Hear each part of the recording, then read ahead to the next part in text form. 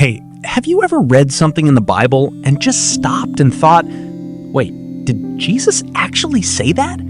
Because that happens to a lot of people when they get to Luke chapter 16. There's a story there, a parable that Jesus tells. And on the surface, it honestly sounds like Jesus is rewarding a guy for being dishonest, like praising him for it. And people read that and they go, that can't be right. And you know what? A lot of pastors actually avoid this passage entirely. It's one of the most skipped over stories in the New Testament. But here's the thing. Once you understand what Jesus was actually saying, this parable becomes one of the most powerful financial lessons in the entire Bible. So stick with me, because by the end of this video, everything is going to make sense. And I think it's going to genuinely challenge the way you think about money. Let's get into it. Okay, so Jesus is teaching a crowd, and he starts telling this story. There's a rich man, and this rich man has a manager. Basically an employee whose job is to handle all of his business. His money, his property, his accounts, everything. Now, word starts getting around that this manager isn't doing a great job. People are telling the rich man, hey, your guy is wasting your stuff. He's being careless with your money. So the master calls him in and says, basically, I've heard what's been going on. Pack your things. You're done. And just like that, the manager's world falls apart. He starts panicking. He's thinking to himself, what am I going to do? Manual labor? I'm not built for that. Go begging on the street? No way, that's humiliating. Have you ever had a moment like that? Where something you thought was stable, a job, a business, a relationship, a financial situation, just disappeared? That feeling of the floor dropping out from under you? That's exactly where this guy is. But then, he gets an idea. He realizes he still has a little time before his termination is official. He still has access to the master's books. So he calls up all the people who owe the master money, one by one, and he starts cutting their debts. One guy owes a massive amount of olive oil. The manager says, cut it in half. Another guy owes a huge amount of wheat. Manager says, take 20% off. Why is he doing this? Because now those people feel like they owe him a favor. He's building a safety net. He's setting himself up so that when he loses this job, people will be willing to help him out. And then comes the part that throws everybody off. The master finds out what happened, and he praises the manager for it. Wait, what? Yeah, I know. That's the reaction most people have. Because it sounds completely backwards.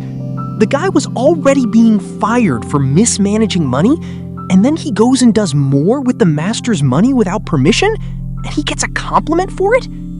This is why people get so confused by this parable. And honestly, this is why so many people have the wrong takeaway. But here's the key thing to understand. The master was not praising the manager's dishonesty. He wasn't saying, great job cheating me. What the master was praising was the manager's shrewdness, his ability to read the situation, think ahead, and act before it was too late. The manager did 3 things that were actually really smart. 1, he recognized that his time was running out. 2, he understood that he was about to lose access to the resources he'd been in charge of. 3, he used the time he had left to prepare for what came next. And that's the part Jesus wants us to pay attention to. Because right here is where the parable stops being about some guy in ancient Israel and starts being about us. Think about this for a second. Everything you have right now has been entrusted to you. Your money, your house, your car, your savings, your skills and talents, your time, your influence. The Bible teaches that all of it ultimately belongs to God. We didn't create it. We didn't earn it from nothing. We're managers of it, not permanent owners. And here's the hard truth. One day, our time as managers ends. One day, every single one of us is going to leave this world. And when we do, we don't take anything with us. not the bank account, not the house, not the retirement fund, not the investment portfolio. Everything we spent our lives accumulating stays right here. The dishonest manager understood something most people refuse to think about. His access was temporary. Most of us live like our access is permanent, like the money we have will always be there, like we'll always have time to be generous later, like there's always tomorrow to make a difference. But Jesus is saying, stop living like that. And then he says something really striking. He says, use worldly wealth to gain friends for yourselves, so that when it is gone, you will be welcomed into eternal dwellings. Now, that sounds a little weird at first, right? What does gaining friends with money even mean? Here's what Jesus is saying. Use temporary resources for eternal purposes. Money is real. It's practical. It can buy food, fund ministries, support missionaries, help struggling families, put Bibles in people's hands. Money does things in the real world. But money doesn't last. The people it helps, they last. The lives that are changed, they last. The souls that are reached because someone chose generosity over accumulation, they last forever. Let me make this really practical. Imagine you help feed a family going through a crisis. A few years later, the money you spent is long gone, but that family still here. Maybe that act of kindness was part of what kept their faith alive. Maybe their kid grew up and became someone who helped hundreds of other people. Or imagine you support a missionary in another country. The dollars you gave, spent, gone, finished. But the communities reached, still growing, still impacting lives. That's what Jesus means by investing in eternity. Most people spend their entire financial lives doing the opposite. They accumulate, they upgrade, they save for comfort and security and a bigger house and a nicer car. And look, the Bible isn't against saving wisely. Wisdom with money is actually encouraged throughout Scripture. But Jesus is warning against something specific, living as though this world is all there is. Because if this world is all there is, then yeah, hoard everything you can, protect it, keep it, maximize it for yourself. But if this world isn't all there is, if there's an eternity on the other side of this life, then the smartest financial strategy changes completely. The shrewd manager understood he had a limited window. He acted before it closed. Jesus is asking, were you acting before your window closes? So let me break this down into 3 truths that I think can genuinely change how you approach money. Truth number 1, your wealth isn't really yours. You came into this world with nothing. You're going to leave with nothing. Everything in between is stewardship.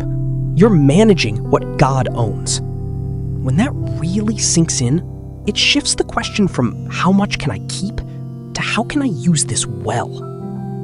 Truth number 2, your time is limited. None of us knows how much time we have.